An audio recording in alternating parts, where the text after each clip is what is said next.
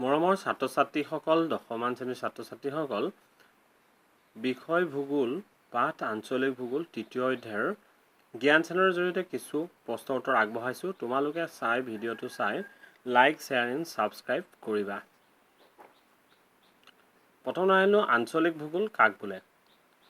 উত্তৰ হৈছে ভূগোলৰ যিটো শাখাই পৃথিৱীৰ একোটা অঞ্চল, দেশ বা প্ৰদেশৰ অন্তৰ্গত প্ৰাকৃতিক, সামাজিক, অৰ্থনৈতিক আৰু যাতায়ত, পৰিবহণ আদিৰ বিতং বিৱৰণৰ আভাস দিয়া অধ্যয়নৰ ক্ষেত্ৰখনকে আঞ্চলিক ভূগোল বুলি কোৱা হয়।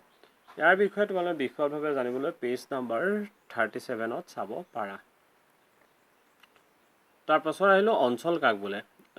উত্তৰ হৈছে অঞ্চল হৈছে কোনো এটা প্ৰাকৃতিক বা সাংস্কৃতিক এলেকাৰ একোটা ক্ষুদ্ৰ অংশ বা গোটেই হৈছে অঞ্চল। ইয়াৰ বিশদভাৱে জানিবলৈ তোমালোকে পেজ নম্বৰ 40ত চাব পাৰা। বিশ্বায়ন কি?